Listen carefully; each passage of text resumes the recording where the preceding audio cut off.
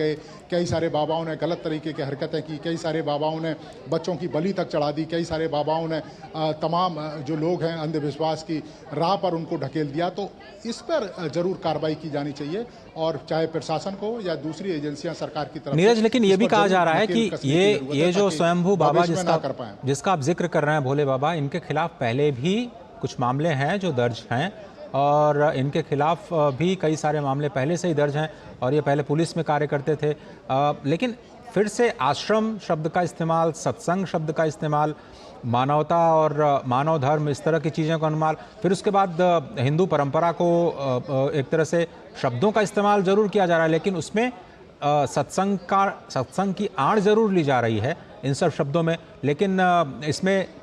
सिर्फ शुद्ध विशुद्ध सत्संग हो रहा हो ऐसा भी नज़र नहीं आता है।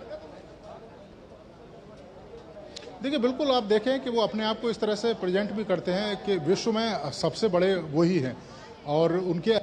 कोई नहीं है और तमाम जो लोग हैं उनको फॉलो करें और उसी तरीके से देखें कि विश्व उनसे ऊपर कोई नहीं है, उनसे बड़ा कोई नहीं है। निश्चित तौर पर तमाम तरह की जो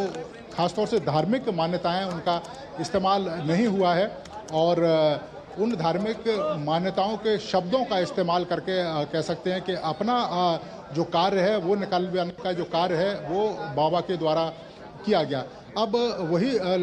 हम अजय जिक्र कर रहे थे कि इस तरह के बाबा हैं जो स्वयंभू बाबा हैं और जगह जगह देश के अलग अलग हिस्सों में आपको हर 2-4 महीने में उभरते हुए प्रतीत होते हैं। ऐसे बाबाओं पर लगाम लगनी चाहिए, ऐसे बाबाओं पर जांच है वो सख्त करनी चाहिए। ये चूँकि पहले पुलिस में थे, पुलिस में VRS लेने के बाद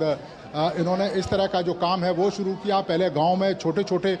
जो सत्संग हैं वो करते थे 10-10, 20-20, 25-25 लोगों के बीच में। धीरे धीरे उसकी संख्या बढ़ती गई, ग्रामीण इलाकों में करने लगे, कई सारे गांव के लोगों को जोड़ने लगे। भोले वाली जनता है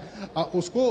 अपने जो भाषण और प्रवचन है उससे प्रभावित करने लगे और उसके बाद धीरे धीरे आज ये संख्या 2 लाख, 2.5 लाख, 3 लाख तक पहुँच जाती है। तो आप अजय समझ सकते हैं कि इस तरह के बाबाओं पर अगर शुरुआत में लगाम नहीं लगाई गई, जो गलत या कह सकते हैं कि